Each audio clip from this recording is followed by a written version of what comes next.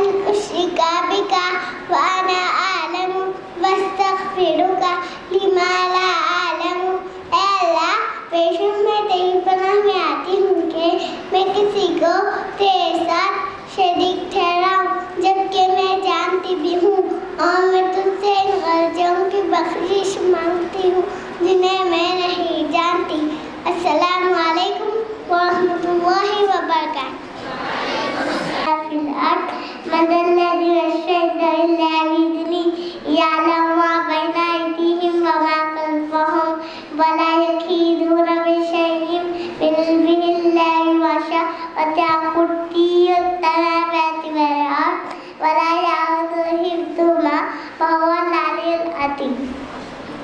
وعلیکم ورحمۃ اللہ وبرکاتہ۔ الحمدللہ رب العالمین والصلاۃ والسلام علی رسول کریم، اما بعد۔ محترم صرف جلسہ مہمان خصوصی حکم صاحبہ اور میری دینی بہنوں، آج کے جلسے میں میری تقریر کا عنوان ہے قیامت کے دن خوش کرنے والی دعا۔ رضیت باللہ ربا وبالاسلام دینا وبمحمد نبیہ۔ السلام علیکم ورحمۃ اللہ وبرکاتہ۔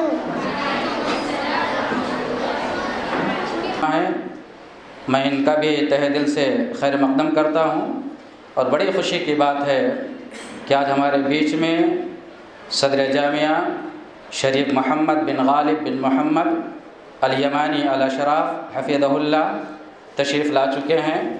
میں ان تمام حضرات کہ ہمارا یہ پروگرام اپنے وقت کے مطابق اختتام پذیر ہوا، اور اب ہمارے معزز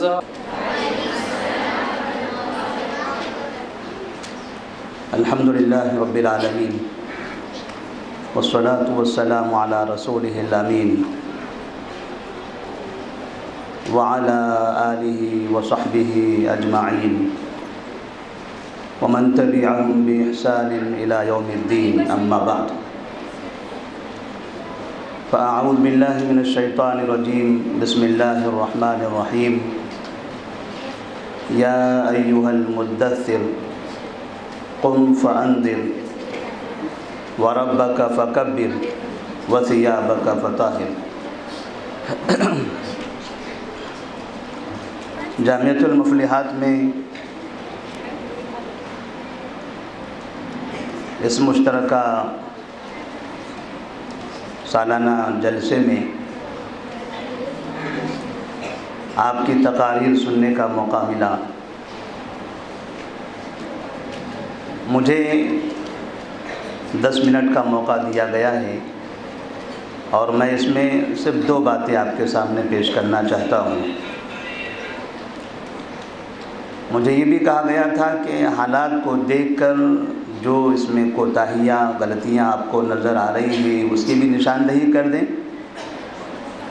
تو میں نے کچھ چیزیں دیکھی ہیں، اور بہت سی چیزیں ہم ہمارے صدر جلسہ کے حوالے کر رہے ہیں۔ ایک چیز جس کی میں نے زیادہ ضرورت محسوس کی ہے اس جلسے میں، وہ ہے ہمارے مائک کا سسٹم۔ ہر آنے والی مقررہ کو جو بھی یہاں اسٹیج پر آتے ہیں ان کے لیے یہ تھوڑا سا پریشان کن ہو رہا ہے۔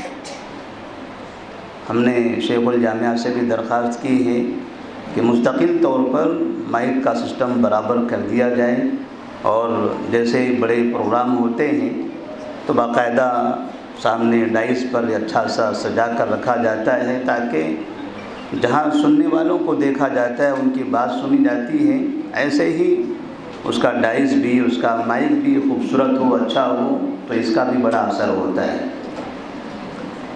یہ دعوت میں اثر انداز ہونے والی چیزوں میں سے ایک چیز ہے، تو مجھے امید ہے کہ انشاءاللہ اس کا انتظام کیا جائے گا۔ دوسری بات جو مجھے آپ سے درخواست کرنی ہے، اور ایک نصیحت کے طور پر آپ کے لیے یاد دہانی کرنی ہے، وہ یہ ہے کہ تقریر، اور یہ تقریر کا جو طریقہ ہے جس کی آپ تربیت حاصل کر رہی ہیں،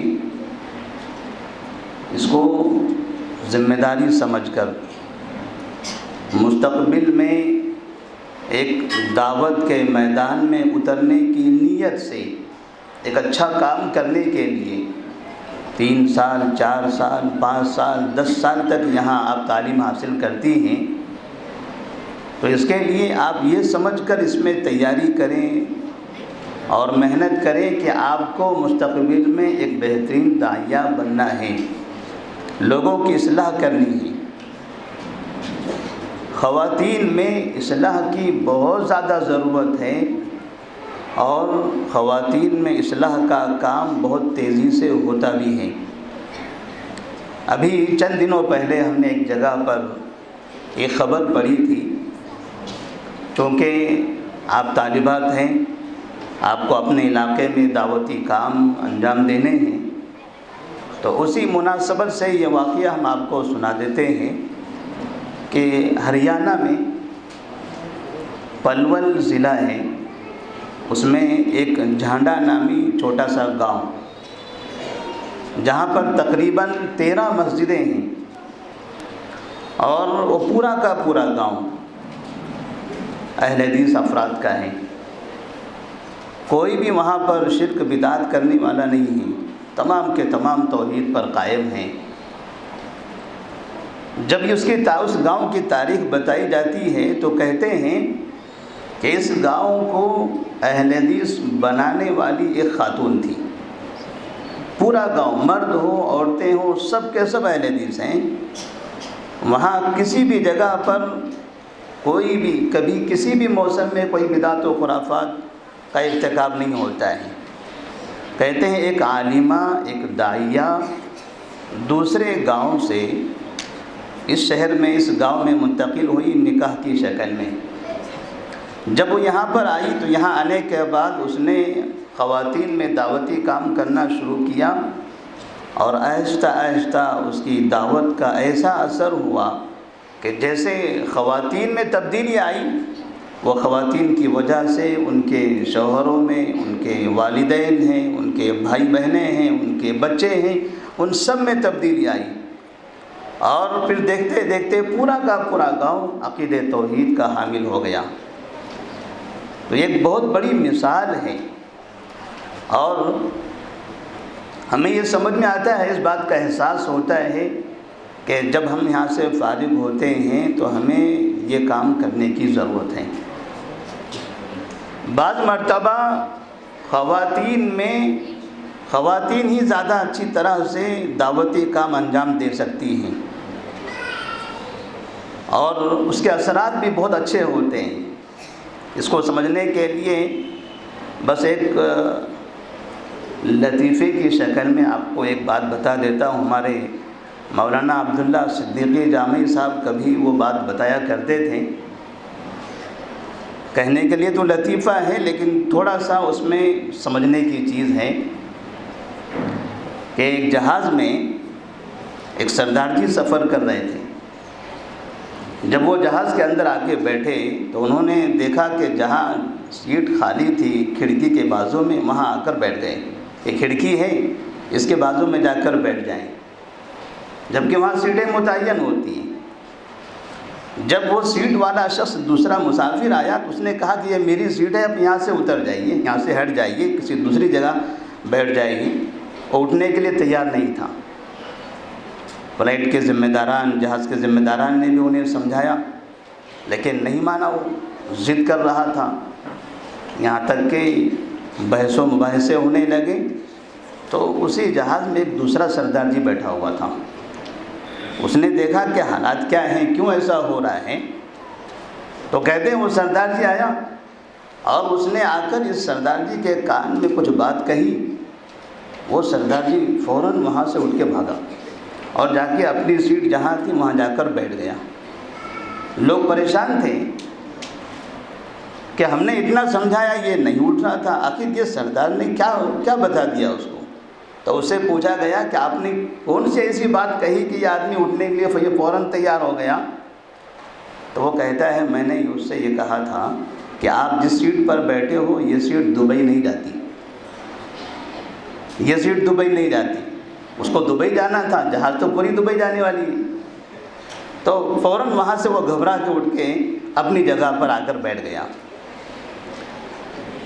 مطلب اس کا یہ ہم نکال سکتے ہیں کہ بعض مرتبہ جس طرح کے لوگ ہوتے ہیں آپس میں ایک دوسروں کو اگر سمجھا دیں تو انہیں ان کی باتیں، ان کی زبان جلدی سمجھ میں آتی ہے، اور اس کے لیے ضروری ہے، یہ لطیفے تو بس ایسے ہی ہوتے ہیں، لیکن ضروری اس بات کی ہے کہ ہمیں زبان کا صحیح استعمال کرنا چاہیے، اور اس کے لیے خاص طور پر سچائی کا۔